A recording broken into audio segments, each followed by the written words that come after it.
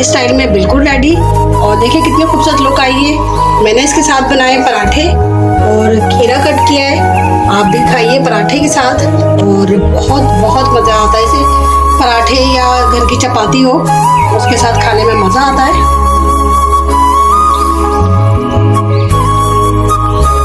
ये देखिए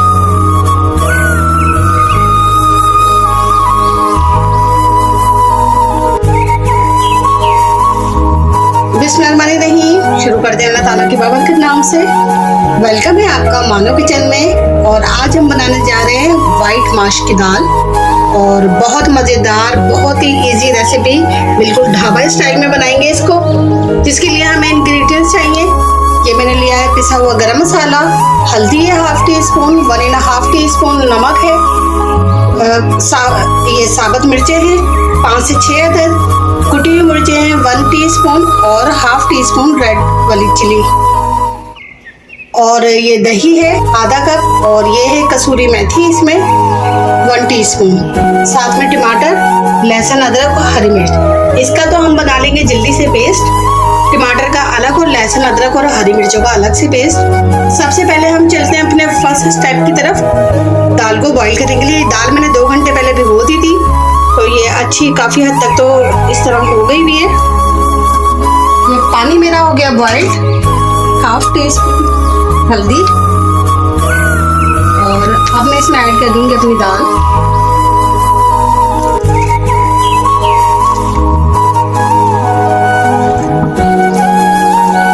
और इसको 90% तक हमने गला लेना है दाल को बॉईल करके।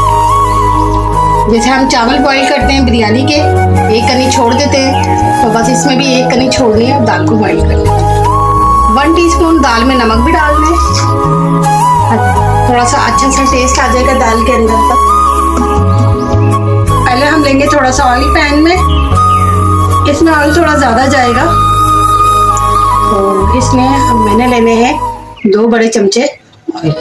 अब इसमें हम डाल देंगे अपना लहसुन अदरक का पेस्ट, जो हमने लहसुन अदरक और हरी मिर्ची का पेस्ट जो हमने बनाया था। इसको बहुत अच्छे से हमने भून लेना है ताकि लहसुन की जो कच्ची स्मेल होती है वो खत्म हो जाए।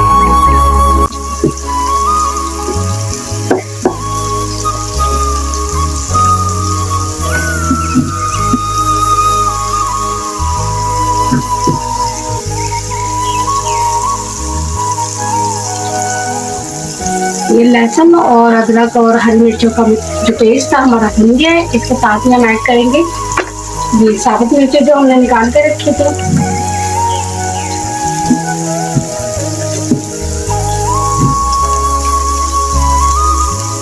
इसको भी 1-2 मिनट तक इसके साथ फ्राई करना है।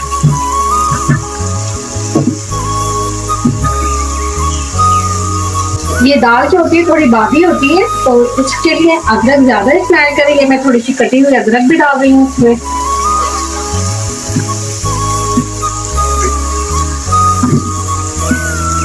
मैंने पीस के भी डाली हो, थोड़ी सी अदरक मैंने कटी हुई डाली। इसमें हम ऐड कर देंगे अपना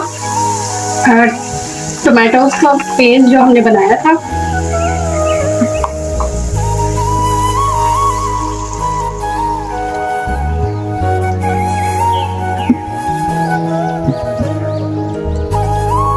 इसको भी बहुत अच्छे से भून लेना है। इसमें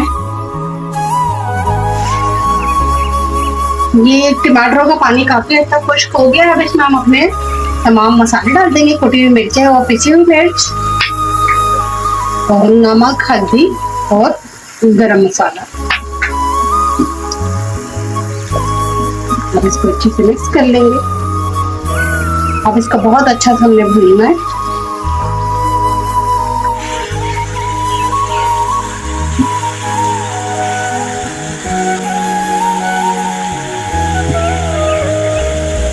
ये मसाला मेरा भुन गया है। इसके अंदर मैं ऐड कर दूंगी दही।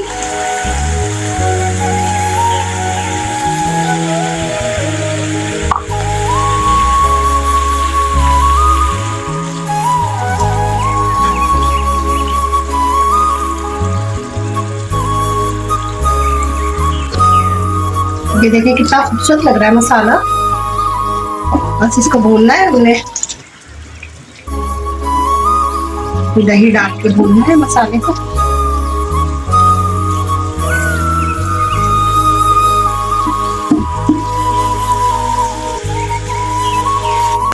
ये मसाला हमारा अच्छा सा भून गया है, देखिए सारा ऑयल भी ऊपर आ गया है। अब इसमें हम ये दाल जो हमने बॉईल की थी इसको ऐड कर देंगे।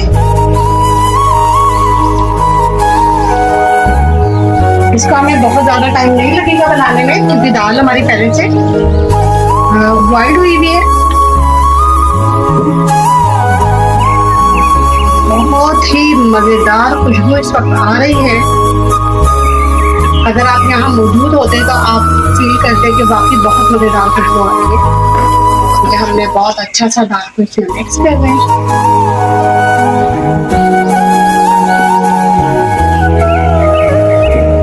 साथ साथ में हम इसमें ऐड कर देंगे थोड़ी सी कसूरी मेथी जो हमने निकाल के रखी थी।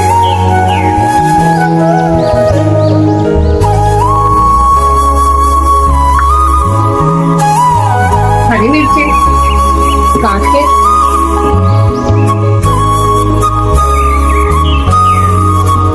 दाल हमारी हो गई है डन। अब इसके ऊपर हम डाल देंगे थोड़ी सी अदरक जो मैंने काट के रखी थी, और थोड़ी और हरी मिर्ची, हरा धनिया,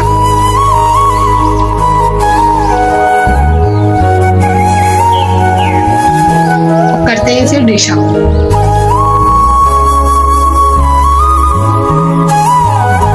हो गई है मेरी माश की दाल ढाबा स्टाइल में बिल्कुल रेडी। और देखिए कितनी खूबसूरत लुक आई है। मैंने इसके साथ बनाए पराठे और खीरा कट किया है। आप भी खाइए पराठे के साथ, और बहुत बहुत मज़ा आता है इसे। पराठे या घर की चपाती हो उसके साथ खाने में मज़ा आता है।